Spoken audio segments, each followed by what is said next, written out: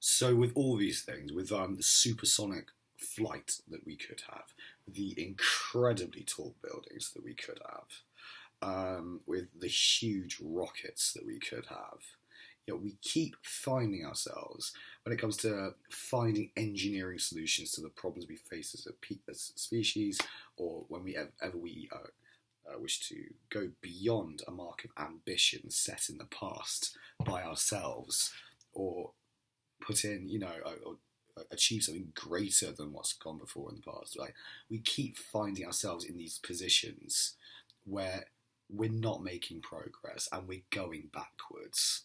And we're building worse rockets now than we were in the 60s. And it's because of Nixon and then cutting funding to NASA, pumping that into the Vietnam War, this sort of thing on that level. Like Concorde with its perfect safety record, one accident and it's retired. What the fuck? Like, really? Like, not just like it's our best plane, it's our fastest plane, it's our safest plane, and like, no, one accident, oh, gone then. Let's get rid of something that we loved. I think loads of people love Concorde, obviously. There's we look at that oh yeah, that's really cool. That's that's is leading the way in what the direction of commercial air travel should be.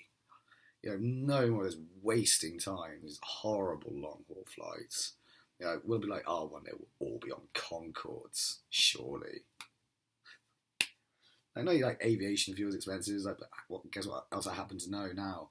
We don't actually need kerosene for it. Or we can make jet fuel, I think, out of hair or other things. Can't we? We can, fractional distillation and create a sort of hemp oil version of kerosene.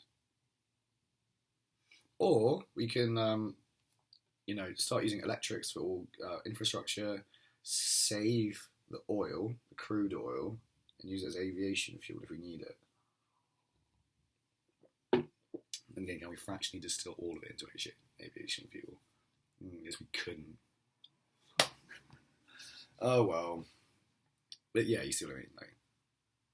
We should.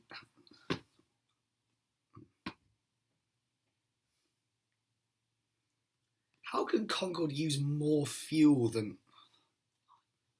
Well, how can it use more fuel than a 747 or a 737? It's not the air longer. It's just the sort of engine that it has. It's probably more efficient. Let's face it. And it probably has less fuel on board than most big planes.